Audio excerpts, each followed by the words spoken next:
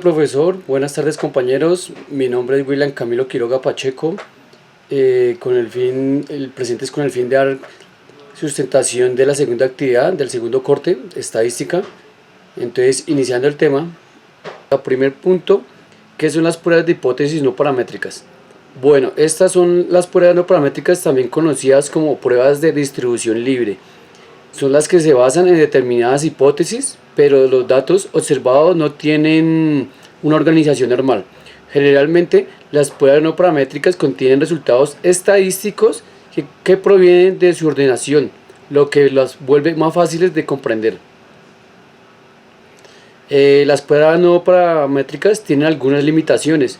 Entre ellas se encuentra que no son suficientemente fuertes cuando se cumple una hipótesis normal. Esto puede provocar que no sea rechazada aunque sea falsa.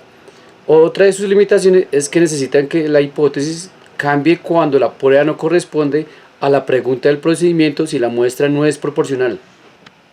Entre las características de las pruebas no paramétricas se encuentran es un método de medición difícil de aplicar. Otra aplicación es necesario utilizar pruebas de hipótesis. La tercera es las hipótesis son estrictas, y la cuarta son observaciones deben ser independientes. La prueba chi cuadrado, este es el nombre que recibe de una hipótesis que determina si los variables están relacionados entre sí o no.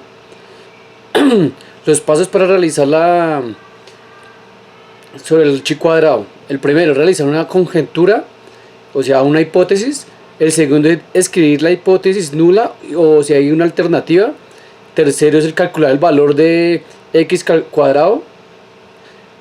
Cuarto es determinar el valor de p y el grado de libertad. Quinto, obtener el crítico. El sexto, realizar una comparación entre el chi cuadrado calculado y el valor crítico. Y séptimo es interpretar la comparación.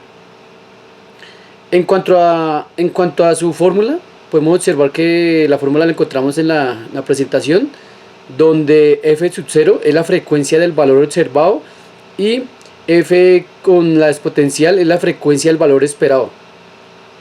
En cuanto a la distribución de probabilidad f, la distribución f es una distribución de probabilidad continua. También se le conoce como una distribución f de Snedeker o como distribución f de Snedeker. En cuanto a su fórmula, la podemos observar igualmente en la diapositiva, donde f es igual a u sub 1 sobre d minúscula sub 1 sobre estas dos sobre u sub 2 y sobre d sub 2, donde estas dos, o sea la u sub 1 y la u sub 2, siguen una distribución chi cuadrado con d1 y con d2 sub 2 grados de libertad respectivamente. Y de igual manera la u sub 1 y la u sub 2 son estadísticamente independientes. En cuanto a las variables, hay tres clases de variables. La primera es aleatoria, es aquella cuyo valor es el resultado de un evento aleatorio, lo que quiere decir que son los resultados que se presentan al azar en cualquier evento o experimento. La segunda variable es la aleatoria discreta, es aquella que solo toma ciertos valores, frecuentes o enteros, y que resulta principalmente conteo realizado.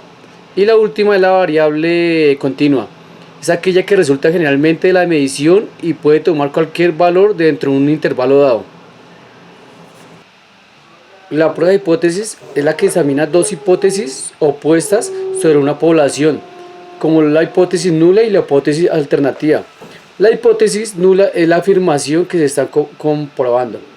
Normalmente la hipótesis nula es una afirmación sin efecto o sin diferencia, mientras que la hipótesis alternativa es la afirmación que se desea ser capaz de concluir, que es verdaderamente basándose en la evidencia proporcionada por los datos de la muestra.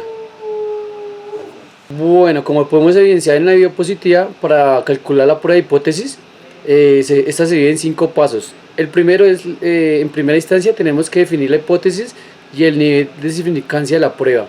El segundo paso es obtener la muestra, como lo podemos evidenciar en los círculos, que en una gran población tomamos algunas muestras únicamente.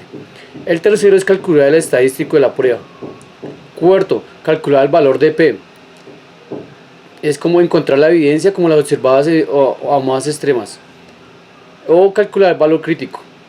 Y quinto, último paso, Tenemos que tomar la decisión, rechazar H sub 0 o no, rechazar H sub 0, como podemos evidenciar en la diapositiva.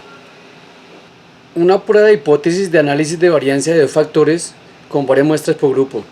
En este caso las fórmulas son parecidas a las de ANOVA, una vía pero ahora agregando el cálculo por renglones adicional columnas donde se incluye la variable del bloqueo.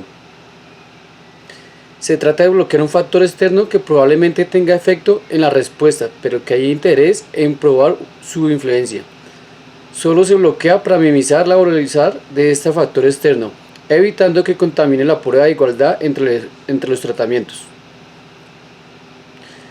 Muchas gracias, profesor, muchas gracias, compañeros, muy amables por su atención.